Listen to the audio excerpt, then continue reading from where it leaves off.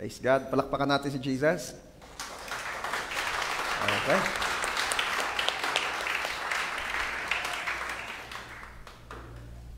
Na-bless ako sa Lord sa buhay ng mga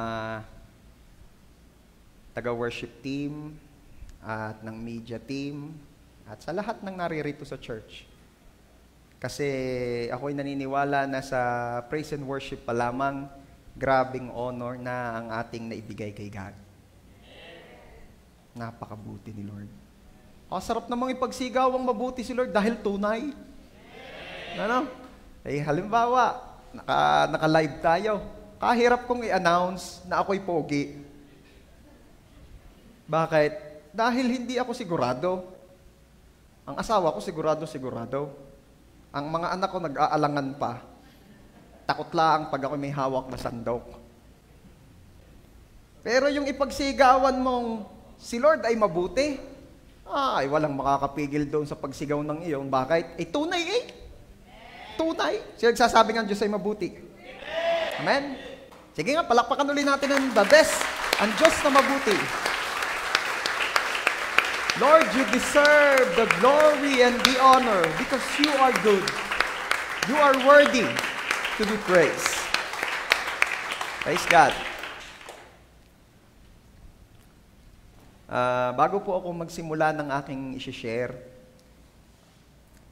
hindi ko alam kung nabalitaan ninyo, pero yung father po ni Rev. Ito Inandan ay nag-pass away po kahapon. At hindi ko siya personally kilala, pero sa mga stories po ni Rev. Ito about his father, parang ako alam niyo, parang ako'y napamahal na sa kanya. And actually, kahit naman po itong lola ko at yung mga iba naming relatives, kilala siya, si Tatay Ato. At siya napakabuting tao. Ano? Kaya pwede po ba na samahan niyo po ako sa isang panalangin? Ipag-pray po natin ang family po ng Rev. Ito Inandan. We will declare comfort.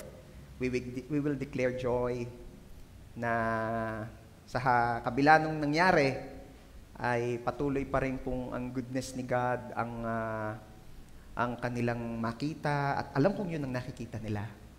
At yung comfort po ni God ang patuloy na bumalot sa buong pamilya ng Inandan. Sige po, tayo po mag-pray. Our Heavenly Father, we come to you in the name of our Lord Jesus. Inilalapit po namin sa inyo si Rev. Ito Inandan at ang kanyang family, the whole Inandan family. Lord, hindi po lingid sa inyo na si Tatay Ato po ay nasa sa piling nyo na ngayon at may kalungkutan po na naidulot ang pangyayaring ito sa pamilya ng Inandan. Lord, we pray na sa biyaya niyo po, i-comfort niyo po ang buong family ni Rev. Ito Inandan. Kami po na buong JA1 San Jose family ay nagkakaisa at nagdideklara na ang comfort po na nanggagaling sa inyo, O Abba Father, ang siya niyo pong pag-uumapawin sa buong Inandan family in Jesus' name. Salamat po, Lord God, dahil napakabuti mong Diyos. I-embrace niyo po ang buong Inandan family. At salamat po, Lord, kasi kayo po'y Diyos na mabuti. In spite ng nangyari, ang goodness nyo pa rin po ang hahayaan nyong mag-umapaw sa buong Inandan family. Once again, Lord, we are declaring comfort be upon the whole family of Inandan. At salamat, Lord, dahil ang tatay ay na-born again. Ang tatay ay nakakilala sa iyo. Kaya alam namin, Lord, na siya po'y napakasaya na ngayon sa piling mo dyan sa langit. Salamat, Lord. We are declaring blessings to the whole Inandan family. We dedicate them unto you. Thank you so much, Father. Ito po ang aming prayer in Jesus' name. Amen. Again, sa buong pamilya po ng Rev. Ito Inandan, ang inyong pong lingkod at ang buong JA1 San Jose family ay nagpapaabot po ng aming taus-pusong pakikiramay. Ang title po ng aking i-share sa inyo ngayon ay pinamagatan ko pong The Rich and the Poor. Tayo po mag-pray. Lord, thank you dahil napakabuti mong Diyos. You said in your word na ikay naparito upang bigyan kami ng buhay at buhay na masagana. So Lord, we pray, turuan niyo po kami at hayaan niyo pong sa lahat ng aming matututunan at mai-apply sa aming buhay, makaranas kami ng kasaganahang ipinangako mo at kalooban mo sa amin. I declare your complete victory alone, O Lord Jesus, and the defeat of the enemy in Jesus' name. Hayaan niyo pong maging crystal clear ang lahat ng aming pag-aaral at pag-uusapan ngayong araw na ito. At wala pong ibang maparangal at mataas, kundi ang pangalan mo lang, Lord Jesus. Once again, sa inyo pong mga kamay, idinededicate namin ang service na ito. Be blessed, O Lord. Ito po ang aming prayer in Jesus' name. Amen. The best na palakpak para kay Jesus. Pwede ba sabihin natin lahat ngayon, the rich and the poor? Ang mayaman at ang mahirap. Ayan. Hindi ko na ho pinasasabi yun. Okay. Pag-usapan natin, sino ang poor? Sino nga ba ang mahirap? Ang poor po is not necessarily mahirap. Baka kasi pag nakikita natin, ay ito, nasa kalye o walang kakayanang bumili kahit ng kanyang necessity, we can say na yung tao ay mahirap. Pero sino ba talaga ang mahirap? Number one, ang poor po ay yung di nagtatrabaho. Yes. Yung hindi nagtatrabaho, sila po ang poor. Bakit? Kasi kahit pa mukhang poor, pero nagtatrabaho, yayaman yan. Sasagana at sasagana yan hanggat siya'y nagtatrabaho nang may katalinuhan. Sabi nga, hindi naman pwedeng you work hard, but you work smart also. Okay? So bakit ko po nasabi na yung di nagtatrabaho ay poor? O kung hindi man nagtatrabaho ay nagninegosyo. Bakit siya poor? Because if you're not working, somebody is working for you. Kung hindi ka nagtatrabaho, malamang merong ibang nagtatrabaho para sa iyo. Okay, you are blessed kung ngayon may nagtatrabaho pa o naghahanap buhay para sa iyo, but time will come. Mawawala at mawawala sila. At kung mananatili kang hindi nagtatrabaho, then definitely, ikaw ay poor. Sabi po sa 2 Thessalonians chapter 3 verse 10, huwag ninyong pakainin ang sino mang ayaw magtrabaho. Huwag daw ano? Huwag daw pakainin ang ayaw magtrabaho. And actually, sa ibang version po ay, huwag pakainin ang tamad. Bible na po ang nagsabi, huwag pakakainin ang tamad. Kaya po, pwede po natin itong gamiting verse na ito sa ating mga bahay. Huwag pakainin ang tamad, sabi ni God.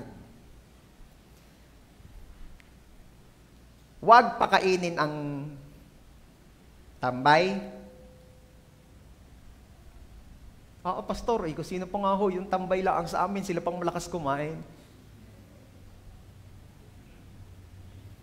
Yung tanong, bakit daw yung mga ibon, sabi po sa Bible, sabi ni Jesus, yung mga ibon daw po, hindi nagtatanim, hindi nagtatrabaho. Naks. Pero pinakakain ng Ama sa langit. Naks naman, di ba? Well-versed. Well-versed. Talaga naman may prinsipyo, may ano pa rin may dahilan pa rin At well-versed. Alam niyo kung anong sagot ko dyan? Wala namang problema Kung kakain din sila ng kinakain ng ibon Diga? Pastor, huwag niyo sasabihin huwag pakainin ng hindi nagtatrabaho. Sabi ni Jesus, yung mga ibon daw sa himpapawid di marunong magtrabaho. Pero pinapakain ng Ama sa langit, ikaw pa ba naman ang di niya pakainin? Nox. Again, walang problema kung kakain ka ng ipinapakain ng Ama sa mga ibon.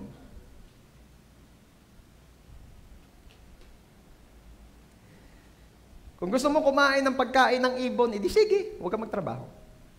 Di doon ka sa palayan at mag-abang ka doon ng grasshopper, At kahit po mayaman, pag ayaw magtrabaho, ay maghihirap. Yes, kahit mukhang mayaman or kahit talagang literal na mayaman, pero ayaw magtrabaho o hindi nagtatrabaho, yan ay mahirap. Bakit? Dahil soon, mauubos kung anong meron siya. So kung hindi ka nag-aaral, ikaw ay nagtatrabaho. Walang ibang pamimilian. Pastor, ako po ayaw ko nung mag-aral. O hindi magtatrabaho na. Hindi po, ayaw ko rin magtrabaho. Ay ano ka? Ibon po. Ibon. Kaya ang tawag ko sa hindi nag-aaral at di rin nagtatrabaho ay ano? Ibon. Pastor, paano naman po yung mga retired na? Aba naman. Karapat-dapat lang naman ng mga yan magpahinga na anong gusto ninyo. Habang nahinga, nagawa. At kung yan naman mga yan may choice, believe me, hindi pa titigil ang mga yan. Naniniwala kayo? Hindi pa titigil ang mga yan. Pastor, ang akin pong ina ay ibon. Hindi ho nag-aaral, panay naman ang pangaral. Hindi ho nagtatrabaho. Hindi nagtatrabaho. Yung mga nanay ay mahigpit ang trabaho. 27/7 a day. Ano yung lampas pa po sa 24 hours? Yes! Overtime pero OTY. Overtime na thank you. Walang sweldo. Walang bayad. At walang tapos ang trabaho. Uy, naaawa sa asawa ko eh. Katulong na ho ako, katulong na si mama, palibasa yung aming dalawa na ho ang aming bata. Talagang ang tanghalian ni alas 3. Ang hapon ay alas 6. Sabi ng aking asawa, mahal, busog pa ako eh. Yaan mo na, mamaya pag nag-alam ka ng bata, gutom ka na ulay. Huwag niyo sasabihin ang mga asawang babae ay walang trabaho dahil kung sa trabaho, napakadami. Kaya kailangan daw maghanap buhay, magnegosyo, magtrabaho. Kung nasa ministry ka naman and you are in the full-time job sa church, sa ministry, then be faithful sa calling. Kung di full-time, find a job muna. Iba kasing naman kaya hindi minsan din nagkakasundo sa pamilya, sa bahay, dahil makapera-pera na sa church. Ika'y magtrabaho. Ako ay naglilingkod sa church. Oo nga, maganda naman yan. Ikaw magpo-full-time ka na ga. Hindi, ayaw ko ho. Pwede kayo magtrabaho, at the same time maglingkod ka sa church. Hindi ho, ako lingkod. Bahala ka na, kiibon. Pagka umuwi ka, tinanong sa inyo, ano kang title na tinuro na inyong pastor? Ibon. Ano ho yung ibon? Kagaya ho ng kuya. Sino pa ang poor? Ang poor po ay yung may poverty mentality. Ano ba yung poverty mentality? Ito naman yata yung naikwento ko na before, ikwento ko na lang ulit. Si Juan, hindi ho si John ha. Kataon lang Juan ng pangalan. Si Juan po ay isang elementary student. At siya po ay lumaki sa isang pamilyang mahirap. At ito po ang routine nila at tuwing umaga pag siya ipapasok sa school. Igisingin siya ng kanyang ina at sasabihin, Juan, gumising ka na. Hindi pwede tatangha-tanghali ng gising. Huwag mong kalilimutan. Mahirap lang tayo. Gigising na si Juan. Kailangan maaga ang gising kasi mahirap lang siya. At nung kakain na si Juan, sabi ng kanyang ina, Juan, huwag mo nga hayang may nalalaglag na kanin diyan sa galing sa iyong plato. Sayang. Tandaan mo, mahirap lang tayo. At sabi ni Juan, sige po, kaya kahit nagpatak daw sa madumi, pulaw, sayang ang kanin, mahirap lang ako. Nung maliligo na si Juan, Inay, wala nagahong shampoo. Sabi nung ina, Juan, yan na ring sabon na yan ang ikuskus mo sa ulo mo, lalaki ka naman.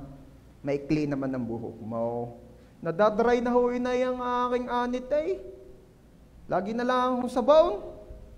Ayos na rin yan, malilinis na rin yan. Alalahanin mo. Mahirap lang tayo. Sige po, inay, mahirap lang tayo. Pihirang buhay yan. Mahirap. Amoy safeguard ng bukaw. Kaganit-ganit. Bibihis na. Inay, matagal na pong body fit ang aking polo. Pareho grade 1 ko pa hong polo grade 4 na ho ako Baka ho lumabas na ang pusod ko na rin pag nag-grade 5 na.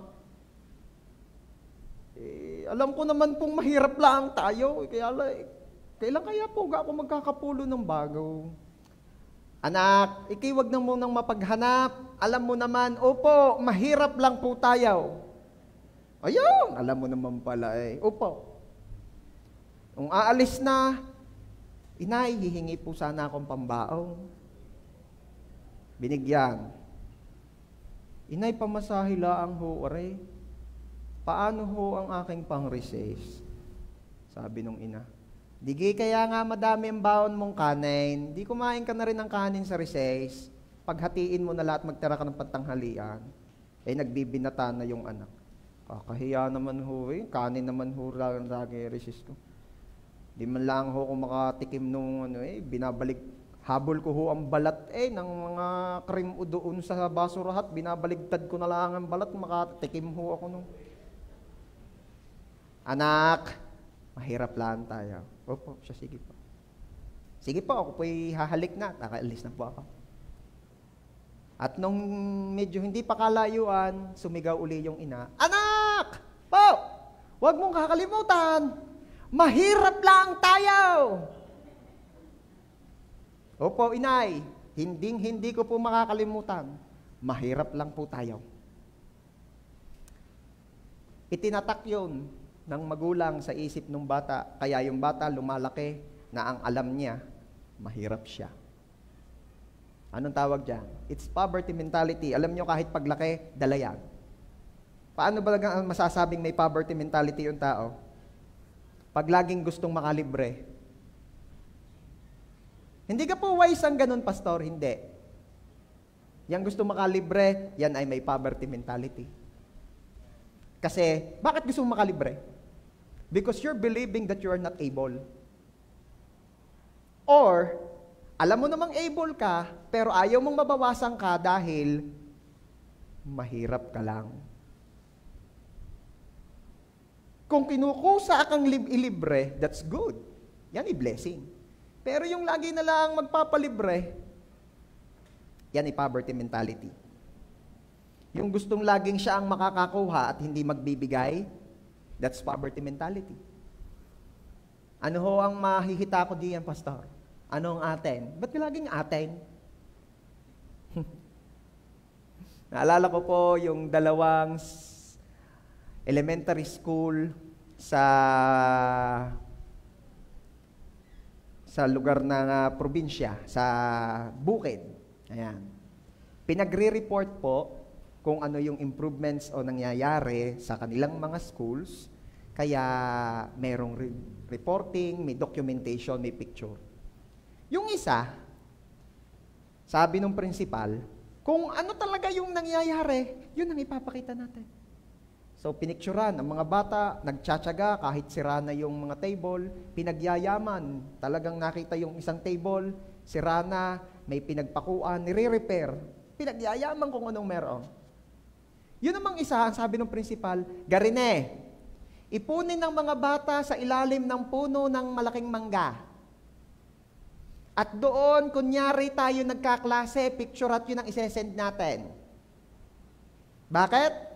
Para magmukhang nakakaawa ang mga bata, para padalhan tayo ng pang-improvements. Parehas pong nakarating ngayon sa CHED, yung mga reporting, at ito po ang nangyari.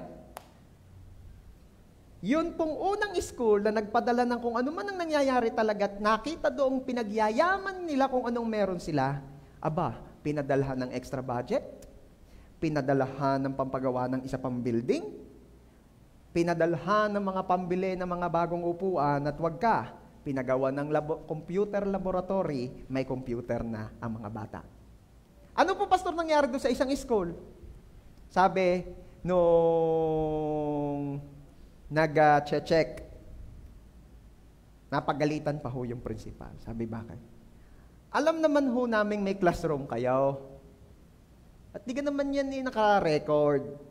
Bakit ga ho dyan pa kayo nagkaklase sa ilalim ng puno ng mangga? Pinahihirapan nyo ang mga bata pag nagkasakit pa iyan. At saka hindi ho maganda yung itinuturo nyo sa mga bata na effective at maganda yung nagmumukhang mahirap. Hindi ho, mali ho ang itinuturo nyong ideolohiya at prinsipyo sa mga bata. Huwag nyo na hong uulitin niya. So sa halip na blessing ang matanggap ng school, anong natanggap? Sermon. Bakit? Poverty mentality. Laging nagpapaawa. Yan ang mga may poverty mentality. Huwag mong iisipin na ang Diyos ay kikilos sa pagpapaawa. Ewan ko, baka kasi nagkaroon tayo ng ganong kaisipan dahil yun ang itinuro ng mga una sa atin. Ang mga kanta pa gayon. Maawa ka,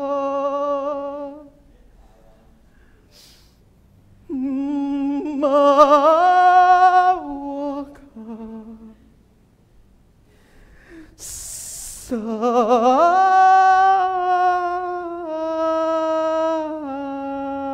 amin. Alam niyo po, nung ako na-born again, nakita ko na ang Diyos pala naman talagang naaawa sa atin. At hindi natin kailangang every week ay magsabi sa Kanyang kaawaan tayo. Poverty mentality. Wala ka pa sinasabi ang Diyos awang-awa na sa atin. Ako po ay nagpapakumbaba, kaya ako'y nahingi ng habag. That is right. Na talagang dapat humihingi tayo ng habag.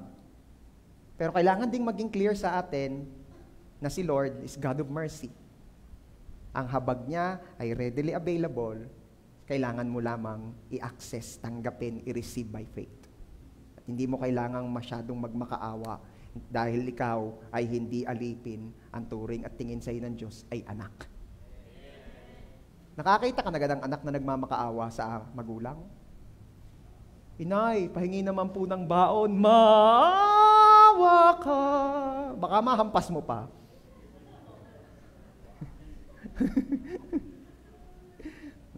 Yung magulang na lagi na lang hinihinga ng pera, yun ang baka kumanta sa anak ng maawa ka. Pero yung anak, very confident yung anak. Church, singit lang ha, ikay anak. Ikay anak. Ang tingin ng Diyos sa iyo, once you receive Jesus as your Lord and Savior, ay anak. Di ka alipin, ikay anak. Ano sabi ko? Ikaw ay anak. Di ko makalimutan yung sabi nung quote and quote, mabait daw na anak doon sa kwento ng prodigal son. Anong pinagningit-ngit-ngit mo? Sabi nung mga tropa, ay yung aking tatay, nung umuwi yung kanyang anak na pasaway, pinagkatay ng bakang pinataba. Samantalang ako, mula pa noon hanggang ngayon, hindi ako gumawa ng kahit anong masama. Ni kambing na payat, hindi man lang ako binigyan. Nakarating doon sa ama, nung sabi ng ama, hindi ka nahingi. Ba't di ka nahingi? Bakit ka tinuturing mo ang sarili mo kagaya ng mga alipin kung hindi pahihingi, hindi bibigyan? Ikaw na may anak. Ano sabi na-realize nung panganay na anak? Pak! Oo nga. Ba't nga ako nag-isip alipin, ako nga pala anak. Ibang teaching yan eh.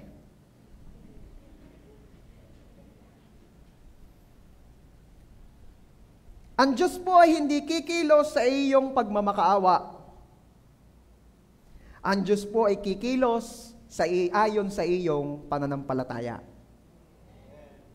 Nagmamakaawa ka nga, hindi ka naman naniniwala. Ay, wala din. Okay? Kahit may pera ay pwedeng poor. May pera pero poor? Yes. Kapag, number 3, sino ang poor? Alipin ng pera. Aba, kabilis, Pastor. Number 3 na agad. I-intro lang yan. Di ako alipin ng pera kasi ginagastos ko. Walang magawa sa akin ng pera niya, ginagastos ko eh. Anong hindi mo ko kayang alipinin, gagastusin kita. May thinking na ang alipin ng pera ay yung matitipid na itinatago lang. Ayan, yan ang alipin ng pera. Tamo hindi makagastos, mahal na mahal ang pera niya. Maling kaisipan. Ang alipin po ng pera ay yung di masunod ang sinasabi ng Diyos patungkol sa pera. Yun ang alipin ng pera. Hindi yung matitipid. Sila ang alipin ng pera. Yung sinabi na ni Lord na, honor me with your riches and with your first fruit, pero hindi magawa. Yun ang alipin ng pera. Ang alipin ng pera ay yung, paano po ako makakapunta sa kaharian ng Diyos? Ibigay mo, ipunin mo ang iyong kayamanan, ipagbili mo, at ang pinagbilay, ibigay mo sa mahihirap. Pagkatapos, sumunod ka sa akin. At paatras ang mayamang binata, sapagkat napakarami niyang kayamanan. Kaya't ano ang sabi ng Diyos? Saan sabi ni Jesus? Sinasabi ko sa inyo, katotohanan, mas maigi pa, mas maalwan pa sa kamilyong pumasok sa butas ng karayom kaysa sa mayayaman ang makapasok sa kaharian ng Diyos. Pastor, mahirap lang yumaman. Hindi, ang ibig sabihin lang ni Jesus doon, yung mayayamang alipin ng kanilang yaman. Yung hindi nila magawa ang gusto ng Diyos o ang sinabi ng Diyos patungkol sa kayamanan, yan ang alipin ng pera. Okay? Ano pa ang sabi ng Bible? Kaya nga hindi daw pwedeng dalawa ang master eh. You cannot serve 2 masters at a time. Tapos sa dulo ng verse na yun, ano ang sinabi ni Jesus? Kaya nga, hindi mo pwedeng sabay paglingkuran ang Diyos at ang pera. At dami-dami naman pwedeng example eh. Pero bakit pera? Kasi yun talaga naman ang number 1 eh. Na umaalipin sa tao. Hindi ko nilalahat, pero meron. Okay. Sino naman ang rich? Sino ang rich? Number 1. Yung nagtatrabaho. Siyempre. Sabi po sa Deuteronomy chapter 28:12. Padadalahan kayo ng Panginoon ng ulan sa tamang panahon mula sa taguan ng kayamanan niya sa langit at pagpapalain niya ang lahat ng ginagawa ninyo. O yun, hanggang doon na lang at yun lang naman ang gusto kong makita nyo eh. God will bless everything that you're doing. God will bless the works of your hands. Okay? Pagpapalain ng Diyos ang anumang hawakan ng iyong kamay. Yan ang sabi sa verse na yan. The question is, anong pagpapalain kung walang ginagawa? Anong pagpapalain kung walang hanap buhay, kung walang trabaho, kung walang pinagyayaman, kung walang pinag-iigay? Pastor, ako po ay walang trabaho pero napansin ho ng madami, magaling po ako sa Mobile Legends. Eh di yun ang ginagawa mo, pinagpapala po ako ni Lord. Ewan ko kung si Lord na nagpapala.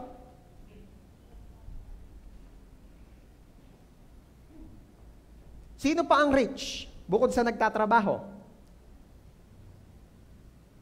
The one who knows how to access God's riches in glory. Siya na alam kung paano i-access, kung paano maka-experience ng kayamanang ipinangako ng Diyos. Yan ang rich.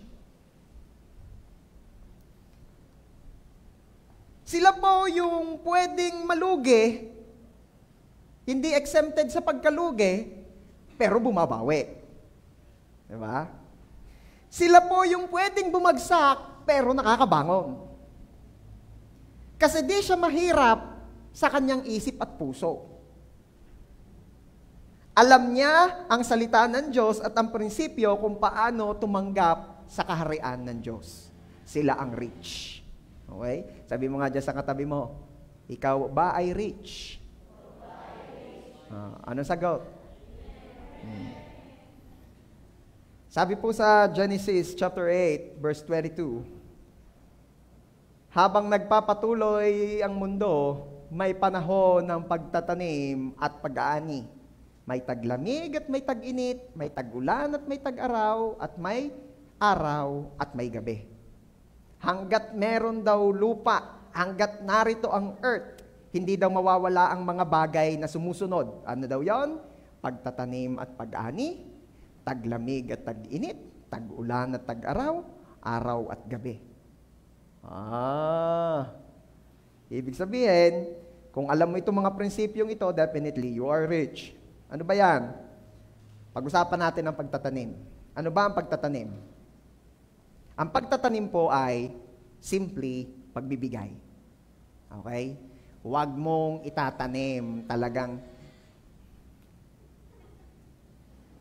wala na. Wag mong itatanim. Baka naman kasi talagang naghukay ka. Naalala ko yung palabas dati sa Channel 2, yung Super Lap-In.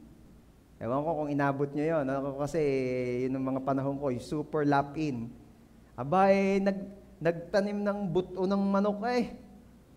Abay, nung sumibol kinabukasan eh, manok. Isang buong litsyong manok eh, kagaling.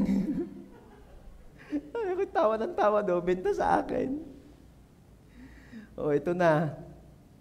Kaya sabi ko sa inyo, wag nyo itatanim. Baka naman kayo magtanim ng 1,000 sa lupa at nag-aintay kayong sumibol ng madaming 1,000. Ay aanayin lang yun doon. Sayang.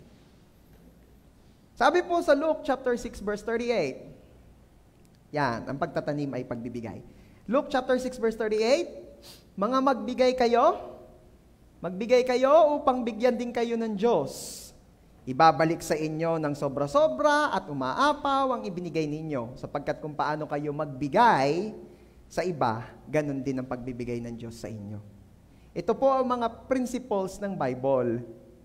You are rich if you know how to access God's riches. Paano i-access? Magtanim. Magtanim ng masagana. Wala po akong pantanim. Honestly, Pastor, wala po talaga akong resources ngayon. Aba, pwede kang magtanim. Pwede mong itanim ang iyong oras, ang iyong panahon. Ang iyong health. Gusto ko po talagang makapagtanim, Pastor. Kaya lang wala po talaga akong resources ngayon. Wala po akong pera. Wala po akong anything na meron ngayon. Pero gusto mo magtanim? Opo. Meron bang nangangailangan ng tulong doon sa inyo? Ay, yung kapitbahay ko po, maglilipat bahay daw po sila. Yun po, ina-invite ko na rin sa church. Christian na rin po yun. Ayun pala na maganda. Paano po ako makakapagtanim doon? Magbibigay po ako sa pambayad sa tracking? Wala nga po kong pera. Tumulong ka sa paghahakot. That is tanim. Diba? Ito'y sinasabi ko doon sa talagang walang resources. Talagang walang budget. Walang kahit anong pwedeng ibigay. Di tumulong ka. Yung panahon mo. Yung lakas mo. Ano pa? Pag-ibig. Naks, sabi ng mga life group ko, yan, madami na ako kaming tanim niyan.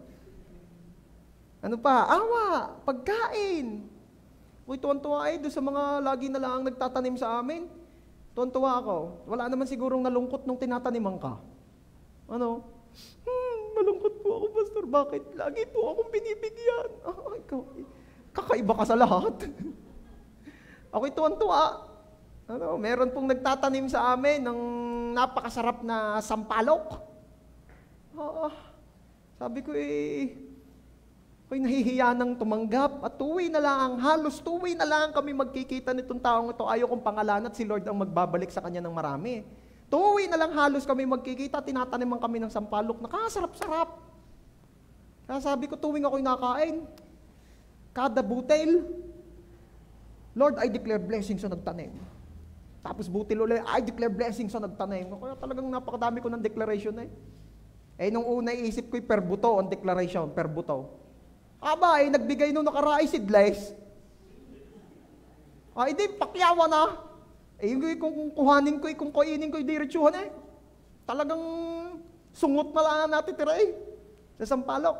Di, ang dinideclare ko bountiful harvest. Bountiful harvest. Sarap. Ako lang nagpipigil at sweets. Alam nyo naman. Hindi ko na masusuot ang aking mga polo pag ako'y lumaki na lumaki. Gagalingin na may mga life group ko. Sabi nung hindi ko life group, bikini men, pastor. PM nyo ako at alamin ko sukat nyo. Pwede ka magtanim ng ganyan. Talents. Di ba? Meron hong isang magaling magtahi. Nalaman ho namin, kaya gusto ho namin siyang mabless. Kaya sabi namin, sige sa inyo po kami magpapatahi ng pang-cover ho do sa aming bagong biling kama. Sige daw, sabi noong natahi na, ang sabi, huwag na raw babayaran, tanim na daw. Sabi ko, naku naman, kaya nga po namin sa inyo ipapagawa dahil gusto po namin kayo'y mabless, hindi tanim na.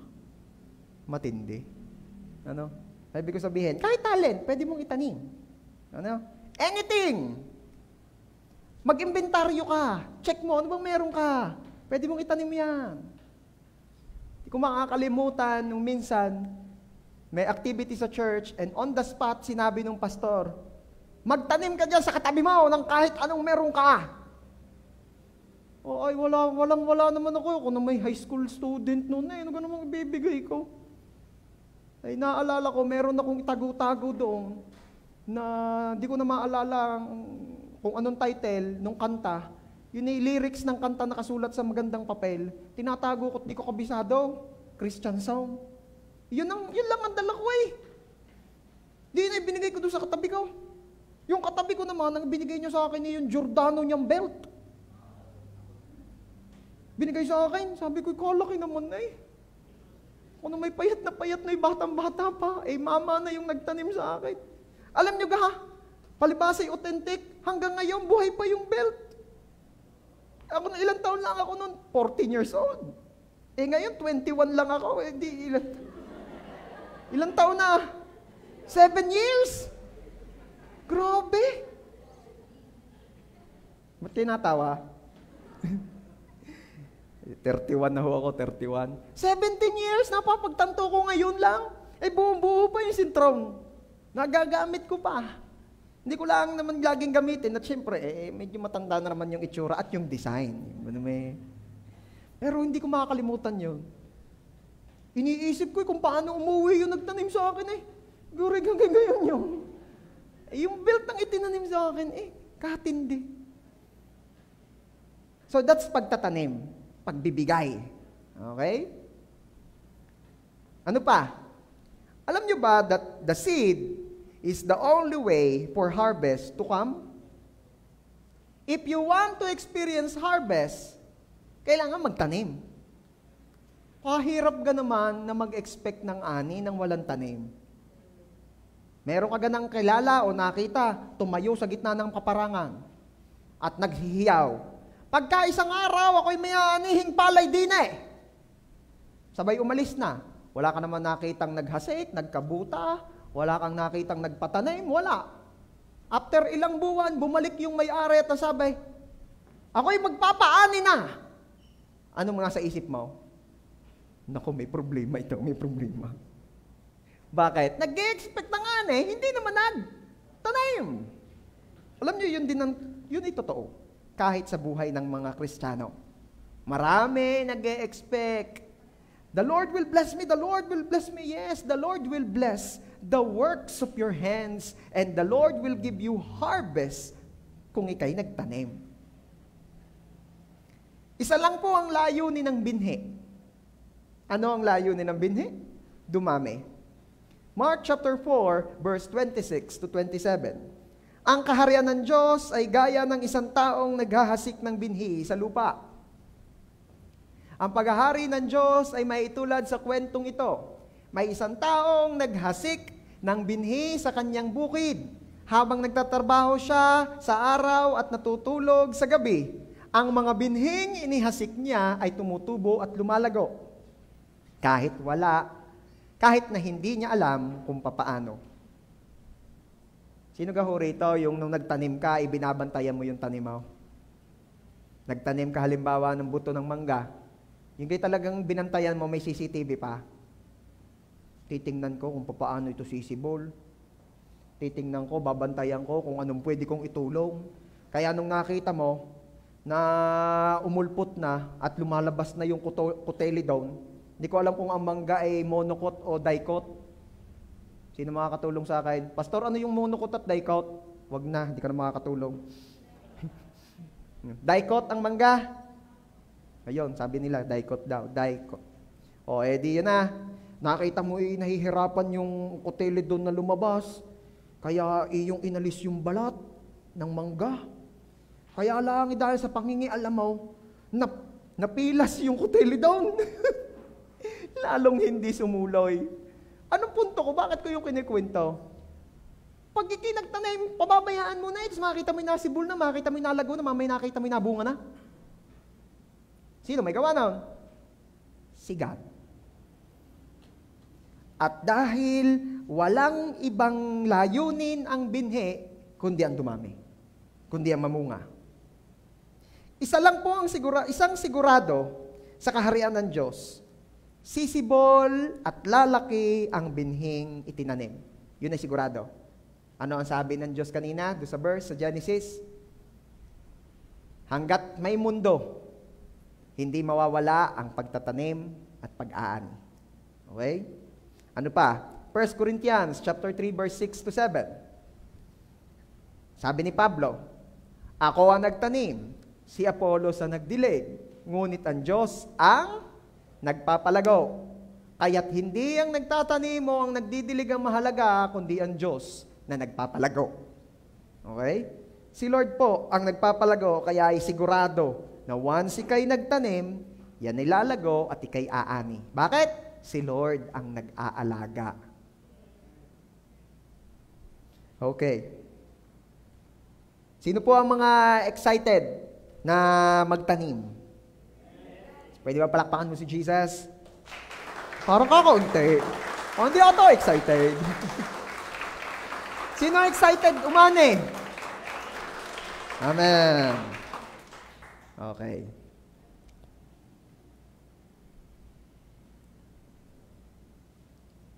Pag itinanim, hindi yan nawala. Ano nangyari, pastor? Nawala nga sa wallet ko. Nawala nga sa bulsa ko. Hindi yan nawala. Yan ay pinahawakan mo kay God. Tapos po, pag yan ibinalik, madaming-madami.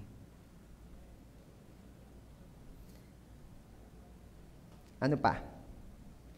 Kailangan po maging malinaw na lahat na bigay ni Lord ay nahahati sa dalawa.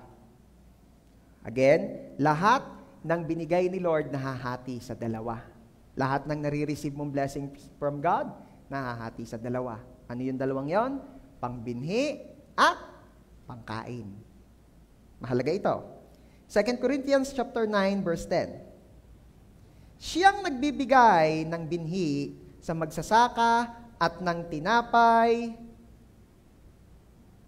upang makain sa tao, ay siya ring magbibigay ng ano? Magbibigay at magdaragdag ng inyong binhing itatanim at magpaparami ng mga bunga ng inyong mga gawaing matuwid. Okay? So makita nyo dun si Lord daw ang nagbibigay ng ano? Ng binhing pantanim at ng pagkaing pangkain. So ano ang binibigay ni God? Binhi at pangkain. Kaya ang kailangan gawin ay ihiwalay ang pangbinhi sa pagkain. Ano ba ibig sabihin ng tinapay? Yun yung kinakain. Yung binhi, yun ang itinatanim. Hindi ka nagtatanim ng tinapay. Sino nakakita na rito nagtatanim ng tinapay? Totoo yung gagawa mo? Mahilig po ako sa tinapay. Oo nga. Tapos, anong gagawa mo? Kaya ako nagtatanim ng tinapay. Bakit? Pag si Bulho, di marami akong tinapay. Hindi dadami ang tinapay mo dyan, utoy. Ang dadami dyan guyam. Dahil kakainin lang ng guyam yan. Ang tinapay ay pangkain. Ano yung tinatanim? Binhi. Alam niyo ang problema?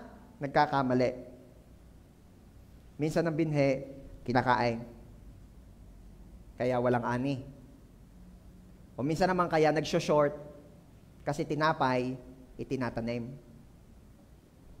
Ngayon, kung talagang matindi ang faith mo, sige, itanim mo din ang pagkain. Pero wag kang dadaing. Kulang po, kulang. Bakit kulang? Tinanim ko po. Eh di kayo dalawang klaseng ibinigay sa iyo, pantanim at pagkain. Di yung pantanim, itanim mo. By faith, tinanim ko na rin po pati pangkain. Ay, according to your faith. Oh. Kailangan namang kontrahin ko, kung yun ang pananampalataya. Merong mga gayon kung anong pananampalataya mo. Pero huwag kang dadaing nang ikay kulang. Dahil si Lord, magaling mag-provide. Pag nag-provide si Lord, tinapay na pangkain at binhing pangtanim. Ano pang? Ang madalas nagiging problema ng Kristiyano, yung binhi kinakain din.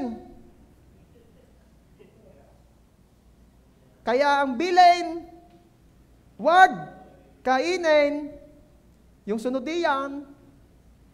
Wag kainin ang binhi. Sabihin mo nga sa katabi mo, wag kainin ang binhi. Meron akong tip sa inyo. Tip. Pagdating ng blessing, determine the food and the seed. Alamin mo kung alin ang food, alamin mo kung alin ang seed. Alin po ang food, pastor? Ito ang food. Yung lahat ng kailangan mo. Alin po ang seed? Yung excess. Huwag mong babaligtarin. Bakit? Magkukulang ka. Wala pong tira. Kasi kulang ang nadating sa iyo. Bakit po kulang? Hindi ka nagtatanim. Nagtatanim naman po ako. Oo nga. Kailan? Tagal na po. Di umani ka na. E di dapat pinaani pa uli. Magtatanim ka uli. Merong binhi na once mo lang itatanim at aani ka na ng aani. Hanggat naani. Meron din naman binhi, once mo lang itatanim, once kang aani, magtatanim ka na uli. Iba't iba. Huwag mong akalain ng niyog, kagaya rin ng palay. At huwag mo akalain na ang palay ay kagaya rin ng niyog. Baka kasi gawin mong palay ang niyog. Anong ginagawa mo? Pinapuputol ko na yung mga niyog ko. Bakit? Nakabunga na ng isa, di kayo wala na yan. Ha? Ay ilang taon bago yun na lumakit mamunga, tapos gayon lang, wala na, nakabunga na ng isa, di puputulin na yan. Sayang. Nagpatanim ng palay. Oh, ba't di ka pa nagpapatanim? Bakit? Nagpatanim na ako Ay, naani na. O di yaani uli sa susunod, bubunga uli yan. Ay, husay ka. Iba't iba ang binhi. For what is true in the physical is true in the spiritual. Kaya wag mong asahan yung mga tanim mo nung 19 kopongs pa. Malay mo, hindi yun niyog, baka napatanim mo palay. Basta paano ka malalaman? Sa bunga. Nabunga pa ga. Naani ka pa ga. Doon sa itinanim mo na 19 kopongs. Wala na nga ho. Ba't nga gaho gayon? Ay di, hindi yun niyog. Pastor, paano ka malaman kung niyog? Ang pambinhi. Alin ka mas mahal na pananim? Binhi o palay o niyog? Ha? Niyog. O depende sa tinanim mo. Yun. The quality of the harvest ay nakasalalay sa quality ng seed. Magtanim ka ng hindi maganda at diaani ka hindi maganda. Ano pa ang tip? Pag pinagtatanim ka ni Lord, may gusto siyang ibigay sa iyo. Ano ang pinagbasihan mo niyan, pastor? Sabi ni Lord kay Abraham, bigay mo ang iyong anak. Naman Lord, nag-iisa-isa na, ibibigay pa. Kasi gusto kitang bigyan ng maraming lahi. Nakita niyo yan? Basta may pinabibigay si God, basta may pinapatanim sa'yo si Lord, may gusto siya ibigay sa'yo. Minsan, kaya't nagtatagal ang blessing mo dahil na rin sa pagdidelay mo ng pagtatanim. Do not delay the seed for you to receive the harvest sa proper timing. Bakit it is better to give than to receive? Everybody say once again, it is better to give than to receive. Matagal ko na naririnig to eh. Pero ngayon, mas lalo ko naunawaan nung nalaman ko ang word ni God. Dati kasi, ang pagkaintindi ko dyan, yun ay tinuro sa amin, it is better to give than to receive because, yung alam niyo yung pa-etchos na, kasi mas maganda, mas noble ang nagbibigay kaysa sa tumatanggap. Na ako naman noon, mas masarap ang natanggap. Pero ngayon naunawaan ko, bakit it is better to give than to receive? Kasi ang seed, yung ibinibigay, yun ang dumadami. Ang harvest, yun yung ibinigay, hindi yun dumadami. Matalino. Diba? Kaya ka rich, kasi alam mo how to access God's treasures. Alin ang dumadami? Seed o harvest? Seed. Kaya it is better to give than to receive. Because yung harvest, hindi siya dumadami, ang dumadami yung seed. Nandiyan pa kayo? Amen. Sige, palakpakan natin si Jesus. Akala kasi ng iba, kaya ayaw magbigay, pag nagbigay siya, na mababawasan siya.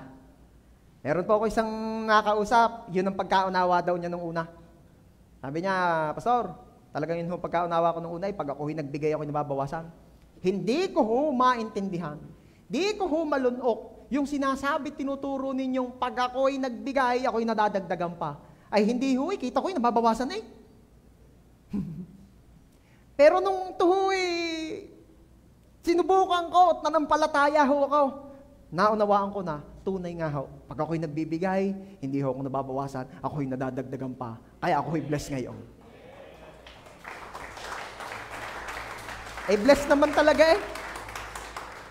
Balita ko doon sa nagkwentong yun sa akin napaayos na daw nila ang kusina nila eh. Yun galing sa walang kusina. Galing ako sa kanila eh. Walang kusina. Hanggang sa napasimulaan, gaya. Ayos na nauutay na. Paganda yan. Kaya isang araw nakatiles na yung bahay na yan.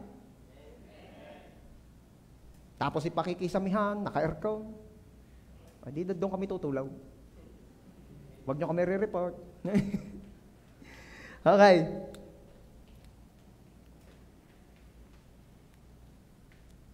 Pag yung seed, kinain mo, hanggang doon na lang yung maabot noon. Hanggang saan? Hanggang tiyan. O pag ibinili mo ng gadgets, hanggang gadgets. O pag ibinili mo ng something, di hanggang doon lang. Di nadadami. Doon ka nabawasan. Hindi naman ako nabawasan dahil wala pa naman sakto rin lang. Hindi. Kung hindi ka nag-generate ng income, nababawasan ka. Yan ang hindi rin naiintindihan ng mga hindi wise patungkol sa blessing. Or yung mga businessman. For them, for the businessman, pag di ka nag-generate, nababawasan ka. Pastor, hindi naman nababawasan, pareho rin lang, hindi nga rin lang nadadagdagan. Who told you? Nag-depreciate yan. Alam niyo yung depreciation? Nababa ang value. Yung kayang bilhin ng 1,000 noon, hindi na kayang bilhin ng 1,000 ngayon. Hello? Kaya yung may utang sa iyo long time ago na 10,000, hindi mo na mai-enjoy yung kayang bilhin ng 10,000 noon sa ngayon. Kaya sa may utang, huwag mo naman pakatagalin. Kawawa naman yung nagpautang. Yung inutang mo yung 10,000, kaya pang bumili ng baboy. Noong time na yan kaya bumili ng baboy, 10,000. Ngayon, magkano baboy? Ang 1 kilo ng liempo sa palengke, 400. Kaya ho ang kwentuhan sa aming barangay, pag may karning baboy ka sa rep, rich ka. Pastor, sa inyo, meron? Yung isang araw. Kaunti lang. Hindi pwedeng magparami. At magiging nangangain, hindi naman din maganda. Ay. Ba't ka napunta tayo sa utang? Huwag mong aakalain, hindi ka nababawasan. Kahit pakita mo't kumpleto, nababawasan ka kung hindi ka rin nagge-generate. Diba? Parang naging money-making seminar to eh. Oh, open-minded ka ba? Sabihin naman ni Nanika, Pastor, pwede po ba kayong i-invite? Yeah. Mag-speak po, mag-speak. Kami pong bahala sa inyo. Ako na may J ko lang katapat. Hindi ako nagpaparinig. Ako'y nagsasabi ng diretso. Okay. Huwag mag-expect ng ani kung walang tanim. Napakahirap, no? Once itinanim mo, dun ka palang madadagdagan. Pastor, hindi mo nababawasan. Hindi rin nadadagdagan. Nababawasan. Itanim mo. Madadagdagan niya. Nabawasan, how? Hindi. Mukhang nabawasan dahil kita mo nabawasan, pero yung nabawas magge-generate ng mag-accumulate ng yun. Parang investment din lang yan. Open-minded ka? Oh. Naalala ko yung, may nakita po akong video, no, commercial lang. May video, ang title ang caption ay, Scam. May bukas na container roll up. Nakita niyo na yun? Naglagay siya ng bote ng tubig, mineral water. Bumalik 2. Huh? Bigay niya yung 2 bote, bumalik 4. Kumuha ng 20, nilagay yung 20, bumalik 40. Huh? Binigay yung 40, bumalik 80 ba? Kinuha lahat ng pera sa wallet. Tinodo. Sumara yung roll up. Uy, yung pera ko. Yung pera ko. Wala na. Anong title? Scam. Ay, nako. Alam niyo po, si God, hindi scammer. Bakit ba nang i-scam ang tao sa tingin niyo? Gusto niyang yumaman. Ibig sabihin, kung gustong yumaman, hindi pa talaga mayaman. O kung mayaman man na, ay hindi pa rin sapat o kontento dahil gumagawa pa ng gayon. Eh bakit ko nasabing si Lord hindi mangi-scam? Si Lord ang may-ari ng lahat. Mayaman na si Lord bago pa magkakilala si Mama at si Papa. Mayaman na mayaman na ang Diyos mo. Hindi na niya kailangan mang-scam. Tinuturo niya ito kasi gusto niyang ikaw ay yumaman.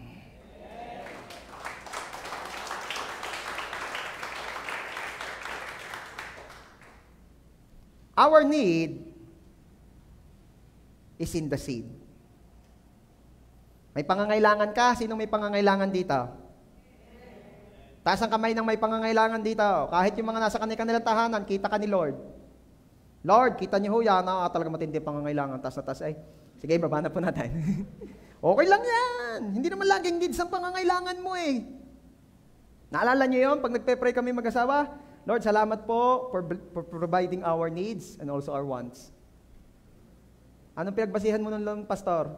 God, Jesus came to give us life and have it abundantly. Abundant ba pag needs lang? Pag break even lang? Hindi abundant yun. Ang abundant ay yung even your wants, you can acquire. Sino may gusto no? Diba? Kung may pangangailangan ka, the answer is in the seed. Pastor, ako po nagkukulang kaya ako hindi makapagbigay. Ako po'y kulang kaya ako hindi makapagbigay. Hindi ganon. Kaya ka kulang kasi di ka nagtatanim. Ako po hindi makapagtanim kasi kulang po. Hindi. Mali. Kaya ka kulang kasi di ka nagtatanim. Galing din ako doon. Yung kaya ako hindi makapagtanim dahil kulang. Galing ako doon. Ang pamilya namin galing doon. Pero nung nalaman namin ang principle ni God, Doon kami nagsimulang maging rich. Hindi pa literally rich. Pero ano sabi ko sa inyo kanina? Sinong rich? Yung marunong mag-access ng God's treasures. Ano ginawa namin? Kami nagtanim. At alam kong yun din ang ginagawa ninyo at ginagawa na ng iba. Nagtanim. Doon hindi nagkulang eh. Kung kailan nagtanim, saka hindi nagkulang. So again, hindi po ako makapagtanim kasi po kulang. Hindi. Kaya kulang kasi di ka nagtatanim. Sino dito ang ayaw na makaranas ng kakulangan? Kailangan mong mag-seed. Alam niyo ba sa Bible, hindi po in-excuse ni Lord ang mahihirap sa pagtatanim. Hindi ka sasabihin ng iba, mahirap na nga, kukunan mo pa. Mahirap na nga, hihingan mo pa. Mahirap na nga, pagtatanimin mo pa. Pero alam niyo sa Bible, again, si Jesus, di niya in-excuse na magtanim ang mahihirap. Basahin natin. Mark chapter 12, beginning verse 41. Naupo. Tulungan niyo po ako magbasa. Naupo si Jesus sa tapat ng kabangyaman ng templo at pinagmasdan kung paano naguhulog ang mga tao ng kanilang handog na salapi. Maraming mayayaman ang naguhulog ng malalaking halaga. Alam niyo ba si Jesus, tinitingnan daw niya yung nag-ooperate. Tinitingnan ni Jesus. Okay, next verse. Dumating ang isang dukhang babaeng balo at naghulog ng 2 kusing katumbas ng isang pera. Next verse. Tinawag niya ang kanyang mga alagad at sinabi, katotohanan ang sinasabi ko, ang dukhang balong ito ay naghulog ng higit kaysa lahat ng mga naghulog sa kabang yaman. Katindi. Verse 44. Sapagkat lahat ay nagbigay mula sa kanilang kasaganahan, ngunit ang babaeng ito, sa kabila ng kanyang kahirapan, ay nagbigay ng kanyang buong kabuhayan. Ano ang kalagayan ng balo? Mayaman, mahirap? Mahirap. Ano daw ang ginagawa ni Jesus that time no nag-o-offering? Na nagmamasid, nanunood. So definitely nandun siya. Doon daw siya umupo sa tabi ng kaba ng yaman, doon sa offering box. Kung ayaw ng Diyos na ang mahirap ay magtanim, for sure sasawayin ni Jesus yung balo. Oops, Lola, mahirap ka lang, exempted ka na. Oops, mahirap ka na, balo ka pa, matanda ka na, exempted ka. Pinigil pa ni Jesus. Actually, pinagbida pa nga ni Jesus. Tingnan ninyo, ito, matindi. Kakaunti ang itinanim niya, Pero kahit kakaunti, yun ang lahat-lahat sa kanya. Hindi in-exempt, pinuri pa. Ano ibig sabihin? Hindi po in-exempt ng Diyos or in-excuse ng Diyos ang mahihirap na magtanim. At ako'y naniniwala in my heart na si Lord pa mismo ang gusto na yung mga hindi pa nakaka-breakthrough sa buhay, sila pa dapat talaga nga magtanim para sila'y magkaroon ng anit, maka-breakthrough. Are you with me? Kaya when there is a need, yan ay nasa seed lang So, unahan mo ang need ng seed. Pag meron ka nang ine-expect na magiging need, unahan mo na agad na seed. Ako, pastor, talaga nahihirapan sa work ko kasi wala pa akong sasakyan. Kailangan ko ng sasakyan. Nakikita mo na yung need sa sasakyan, unahan mo na seed. Unahan mo na seed. I remember, ang JA Juan Padre Garcia po ay nag-a-acquire ng lupa. And according to their senior pastor, nakachat ko nung isang araw ay magda-down na daw sila ng 1 million. Down pa lang. Sabi ko, magkano yun? Hallelujah. Ang buti mo talaga, Lord, sa church. Kami na sunod. Magda-down ng 1 million. At sabi naming mag-asawa, wow, Reb, thank you for sharing this opportunity na makapag-seed. Nag-seed kami. Nung una, mas mababang amount ang aming napagkasundo ang mag-asawa. Then naisip ko, tay. Di kayo lupang yung kaya bibilhin pagtatayuan ng church, bahay ni Lord. Oo, mahal, sabi ang asawa. Sabi ko, Wala pa tayong bahay, ating dagdagan ng ating itatanim, ang assignment, sariling bahay.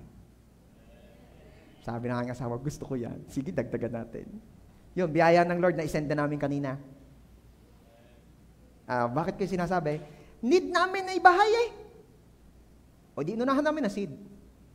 Naniniwala kami, mag-generate ng bahay ang seed na yun. Ano ang iniisip mo na magiging need mo in the future? Scholarship na anak mo? Alay, matagal pa naman po. Anong gusto mo, biglaan? Kung kailangan na, saka ka pa aanakin? Mahirap yun. Saka mamaya ang iyong naitanim ay niyog. Ilang taon bago bumunga. Di mo alam. Pag bumunga naman, ay tunay naman. O, anong kailangan gawin? Pag may naisip ka ng magiging need, unahan mo na ng seed. Yun yun. At huwag mong kalilimutang mag-assignment. Ano ibig sabihin ng assignment? Hoy, ikaw seed ka, ang assignment mo ay ganito. Parang kami, nag-seed kami, ang assignment noon ay sariling bahay. Hindi na kami nag-assignment ng lupa, may lupa na eh. Pambahay naman. Pastor, paano yung magpapatambak pa, saka magpapabakaw? Kasama na yun. At kung halimbawa kailanganin pa, halimbawa may maririnig ako, si Sister Gladys ay magpapatayo rin ng bahay, kaya lai magpapatambak pa, o sige Sister Gladys, ako magpatatanim sa iyaw, sa panambak mo, at kami na may magpapatambak din sa banda dyan. Ganon. Basta may naisip kang need, unahan mo na ng seed.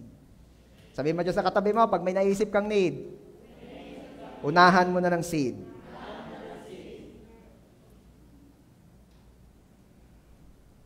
Bakit po tight pa rin ang budget ko? Kasi sobrang gastos ko? Pwede.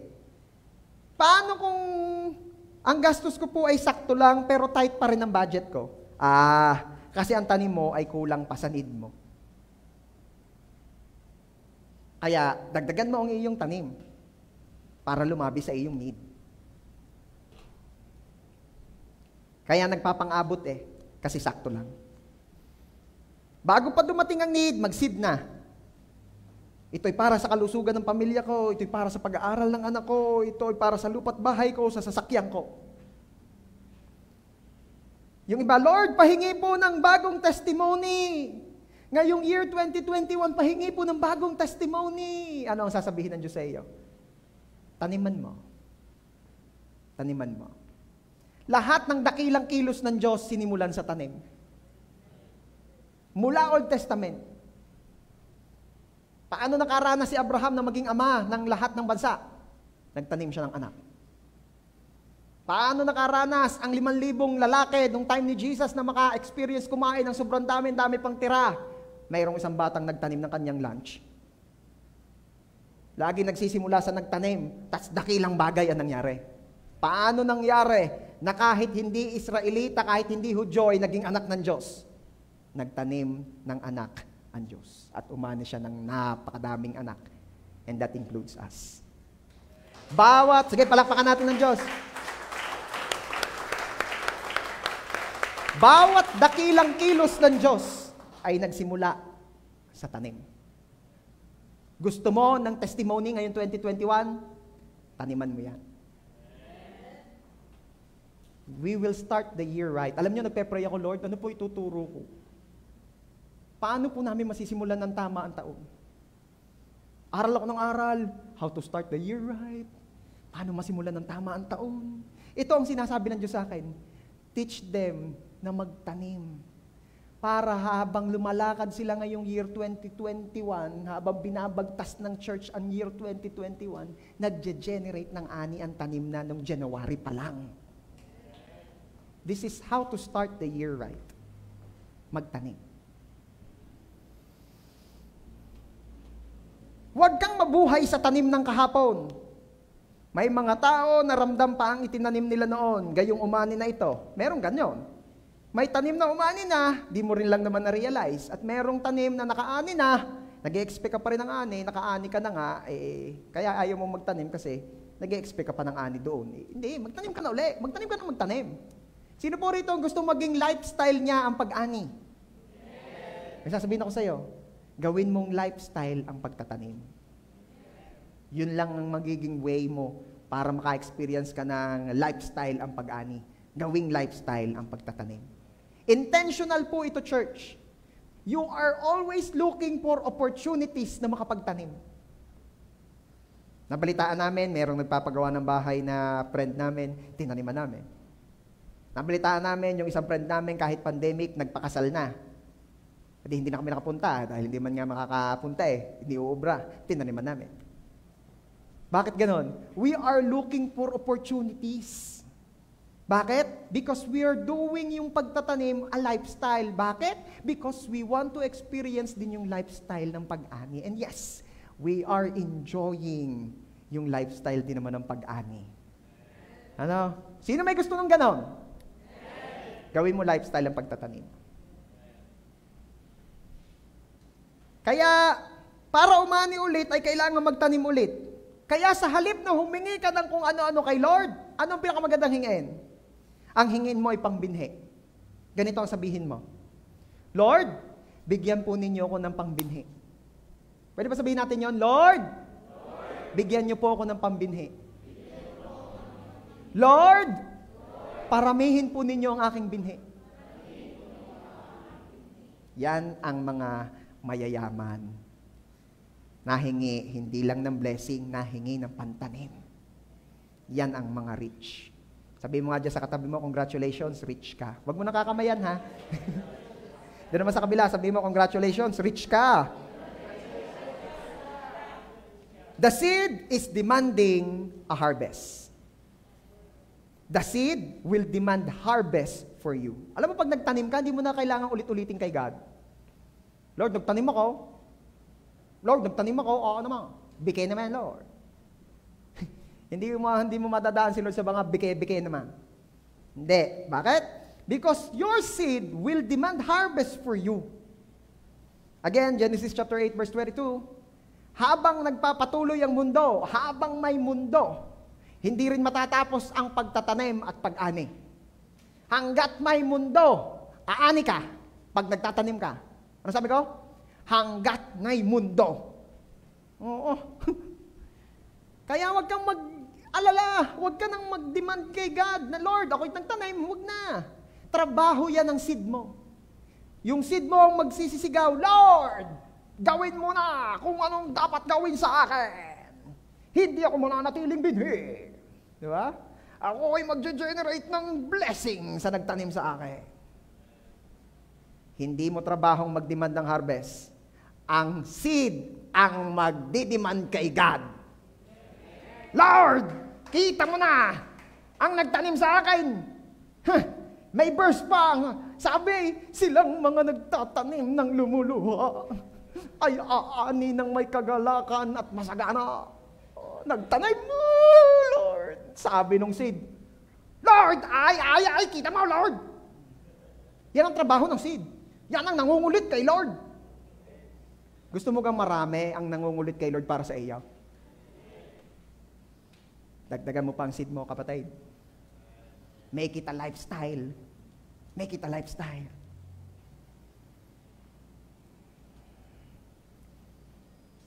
There can't be a harvest without a seed. Hindi pwedeng magkaroon ng harvest kung walang seed. Every time a seed is sown, a demand is presented to the one who uttered the words. Every time na nagtanim ka, matik may nagdi-demand na. Kanino? Doon sa nangako na pag nagtanim kay aani ka. Sino ka nangako? Kayo po, pastor. Teka muna. Mabuti na yung malinaw, hindi ako nangangako. Scam yan pag ganyan. Sino nangako? Si God. Ang Diyos. Hindi mo kailangang magparinig sa tao o sa Diyos para umani ka. Bakit? Let your seed do the demanding for you. Let your seed do the demanding for you. Bakit? May tanim May tanim Kaya kapag pinapressure ka ng sitwasyon na mag-demand kay God, uy, bayaran na daw ng Battle Lake. Ba't hindi ka nape-pressure? May tanim Uy, mag-i-enrollan na uli. Ayos na uli ang panahon, magpapasok na uli ang mga bata. May panti-tuition ka na ga? Ba't hindi ka nape-pressure? May tanim. May tanim. Bakit? Ano naman gagawin ng tanim? Siya ang magdidiman kay God. Siya ang mampe-pressure. At ang kagandahan nga lang kasi sa nangako, hindi na pe-pressure. Si God hindi na pe-pressure. It is His delight to prosper His people. Yun ang masarap sa nangangako sa atin ngayon. Woo! Sino excited? Basta nag-seed ka, may excitement. Ewan ko, ganun eh. Noong nagbigay kami ng aming first fruit, pagkadating ng first fruit namin nung gabi, kinaumagahan, ibinigay na namin. Hindi na kami nag-intay ng linggaw. Sinend na namin. Bakit? Excited. Naikwento ko na ito sa mga nag-attend ng online services. Alam niyo po, nag-pray kami nung gabi, Lord, pahingi pong pang-first fruit. Kinaumagahan, dumating yung blessed pang-first fruit. Tuwan-tuwa kami. Nung una nga, hindi ko pa naintindihan. Nag-pray kami, tapos dumating yung blessing, sabi ko, wow, thank you Lord, may mga pambayad na sa bills.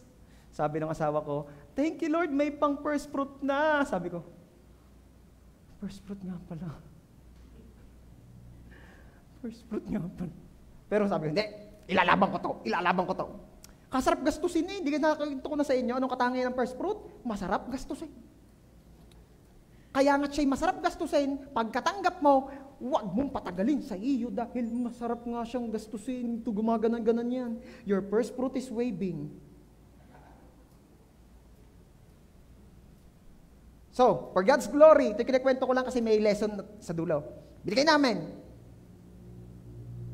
Nag-pray kami nung gabi, na-receive namin nung umaga, binigay na namin din nung araw na yun o kinabukasan. Kung hindi ako nagkakamali, nalilito na ako Ayan. Alam nyo, after nun, the following day, at yung mga sumusunod na araw hanggang ngayon, we are receiving blessings. Wow! We are receiving blessings and even up to now, may mga waiting pa. Hindi yung waiting na declaration lang, hindi. Waiting talaga. Merong mga parating. Talagang nagsabi na, Pastor, ganito, ganyan. Wow! Thank you, Lord. Buti na lang at hindi ko ginastos ang aking binhi. Hindi ko kinain. Munti ko nang kainin Munti ko nang kainin, promise. Munti ko nang kainin. Galing na lang at ako may asawang laging nagpapaalala. Sabi ko, wow, may budget na. Sabi ng aking asawa, wow, may pang first fruit na. First fruit nga pala. Buti na lang. Ay! Ang galing, hindi po kami ang magaling Ang galing ni Lord. Galing ni Lord. Kasi kahit yung kakayan at kagustuhan to give the first fruit, si Lord din lang ang nagbigay sa amin. Biyaya lang yun. Ay, thank you, Lord. Kaya basta nag-seed na, may excitement ka. Kasi the seed is demanding harvest for you. Okay? Ano pa? Malapit na matapos. Patapos na pala. Ang harvest po ay dumarating sa iyo sa iba't ibang itsura. Hindi naman laging financial blessing. Hindi po mauubusan ng paraan si Lord. Maaaring ang maging harvest mo ay opportunity. Remember, kami nagtanim. And ang assignment ng aming tanim ay business. Akala ko bibigyan ako ni Lord ng puhunan. Hindi. Binigyan ako ng mga business partners na magtitiwala sa amin. At may business kami. Walang puhunan. Skills lang. May business na. Praise God. Di ba? It could be opportunities. Ano pa? It could be ideas. It could be connections. May kilala kang kaibigan, gustong-gustong mamuhunan, wala ka lang maiisip na negosyo dahil wala kang pwesto. Tapos mayroon ka naging kaibigan, may pwesto, gustong lagyan ng negosyo, wala lang puhunan. Pinag-meet mo sila, abay, kabakas ka pa May puhunan, walang lugar, may lugar, walang puhunan, pinag-meet mo, kabakas ka, 3 daw kayo. Anong tawag doon? Blessing. Kayang-kaya ni Lord yan, hindi na uubusan ng Lord ng paraan. Kagaling. Pastor, paano nga ho yung mangyayari? Paano magja-generate ng Ani ang aking tanim. Paano, pastor? Paano? Wag mo nang isipin yon. Ano nga ang sabi ni Pablo? 1 Corinthians chapter 3 verse 6. Layo. Sige, tuloy mo na. Nasa nagan? Tapos na? Walang 1 Corinthians chapter 3 verse 6. Yan na. Ako ang nagtanim, si Apollos ang nagdilig, ngunit ang Diyos ang siyang nagpapalago. Ang isipin mo kung paano magtatanim. Si Lord na ang bahala sa pagpapalago at pagpapaani. Amen? As I end, gusto ko pong makita ninyo na konektado lagi ang ating pagbigay sa tayo ng ating puso sa Diyos. Sabi nga, our giving reveals where are we? Where we are with God.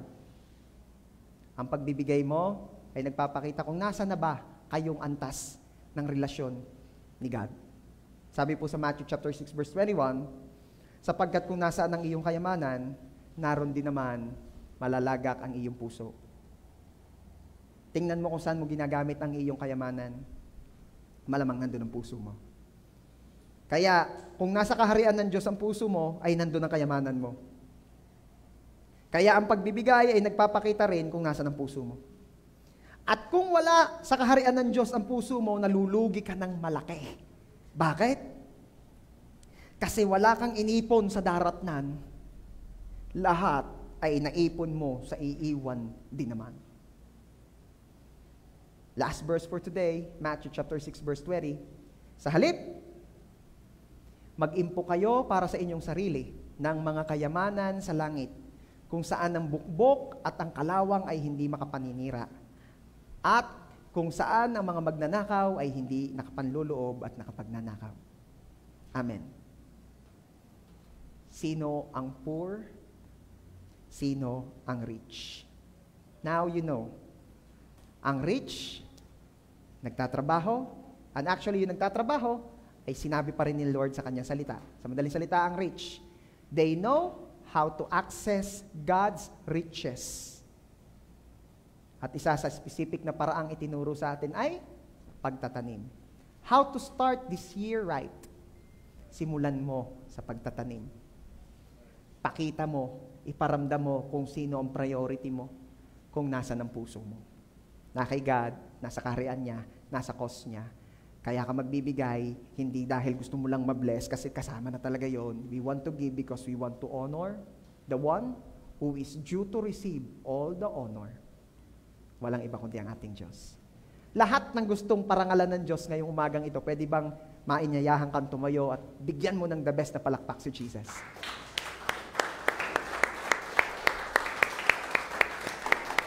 Praise God. Let me pray for you.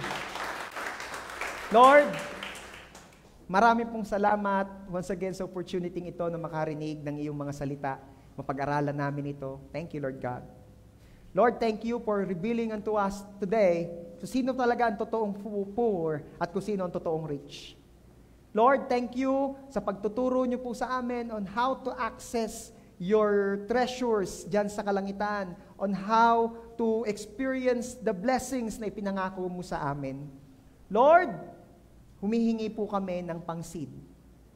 Sa lahat po ng mga nagnanais na magtanim, biyayaan niyo po kami ng pantanim. Lord, biyayaan niyo po kami na lagi naming maalaala, makita na ang iyong ibinibigay sa amin dalawang klase, pantanim at pagkain. Biyayaan niyo kaming huwag kainin pati pantanim. Biyayaan niyo kami na maitanim iyon para yung mag-generate ng ani para sa amin.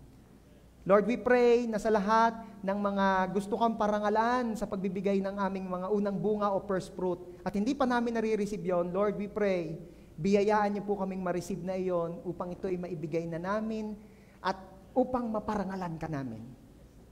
Lord, we want to give. Gusto naming magtanim. Gusto naming magbigay. Hindi na lang dahil sa blessing. Salamat dahil kalakip na yun package na yun. Pero Lord, we want to give because we want to honor you. Gusto naming ipakita na ikaw'y mahalaga sa amin. Gusto naming maipakita na ikaw ang pinaka sa aming mga buhay. That's why you deserve the first and the best. Because you are the first, you are the best. Thank you, Lord God. I declare, masaganang taong 2021 sa bawat isa, most especially sa lahat ng ini-apply ang principles mo, Lord, sa kanilang mga buhay. I am declaring sa lahat na nagdi-desire na magtanim, biyayahan niyo po ng pantanim. Sa lahat na nagdi-desire to honor you, Lord, sa kanilang mga first fruit, give them, O God, ng pang first fruit offering. Salamat, Lord. At salamat, kasi kahit sa aming kasaganahan, ikaw pa rin ang mapaparangalan. Thank you, Lord God. Ito po ang aming prayer in Jesus' name. Amen. Praise God.